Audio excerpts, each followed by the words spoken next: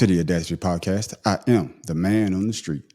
Well, former President Donald Trump was asked a simple question the other night about childcare and what would he do if he's reelected to bring down the cost.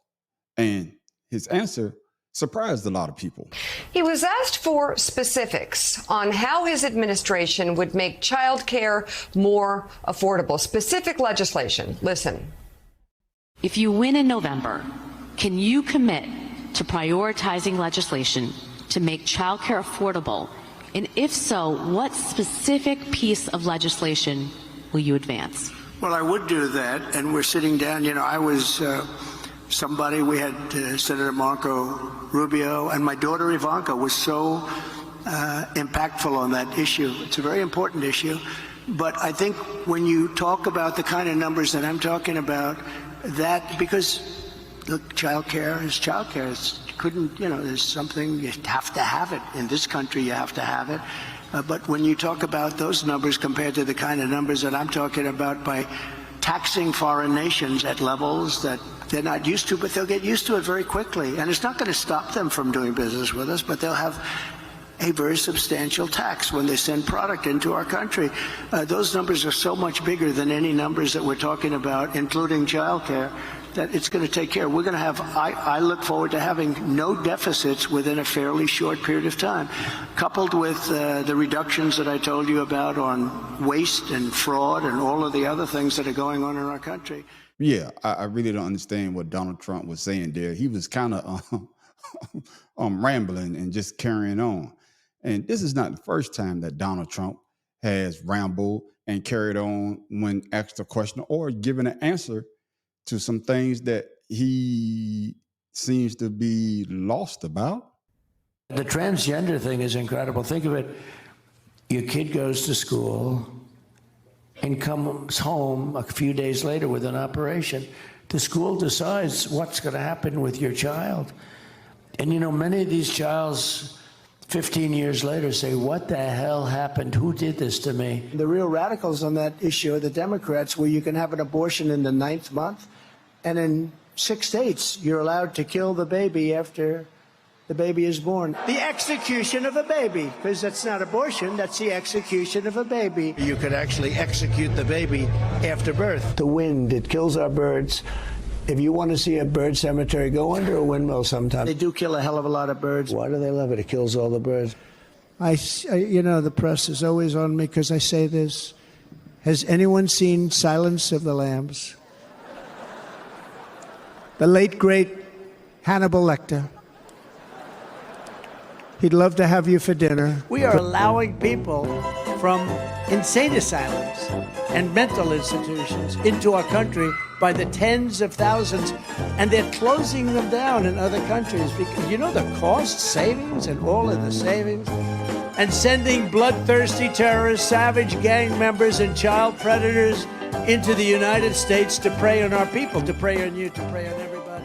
Yeah, Donald Trump is something else, man. This guy, I really don't understand where he comes up with this stuff. It's like he's living in an alternate universe where people are to decipher exactly what he's saying, and it doesn't make sense.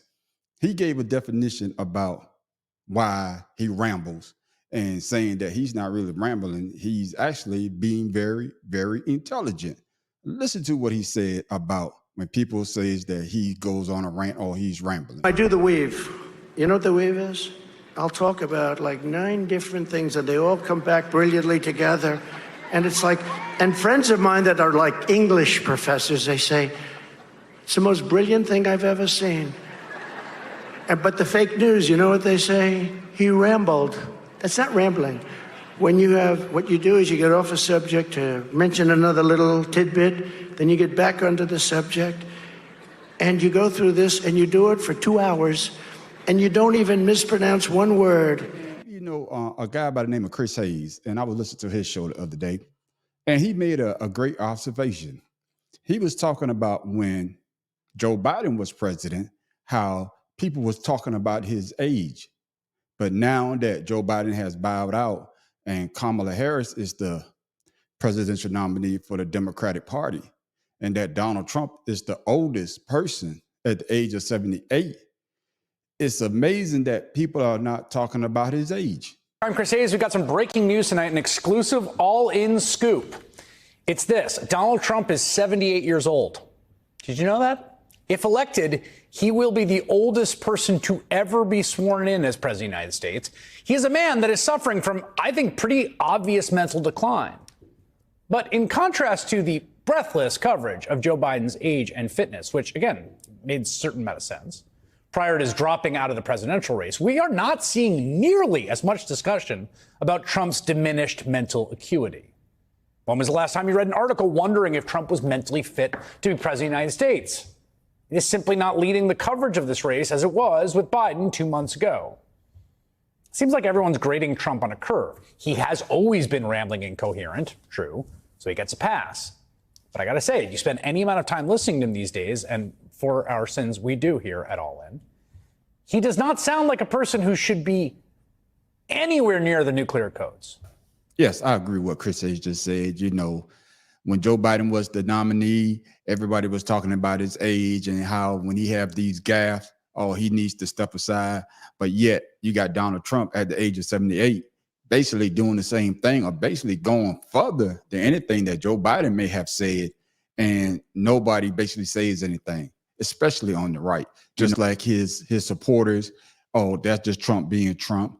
But hey, they understand them. And for us that really not Trump supporters, we're like, how can you follow somebody that very incoherent, or better yet, can't keep a trained thought on the subject at hand? It doesn't make sense. So let me know that in the comments what you think about this video. The man on the street wants to know.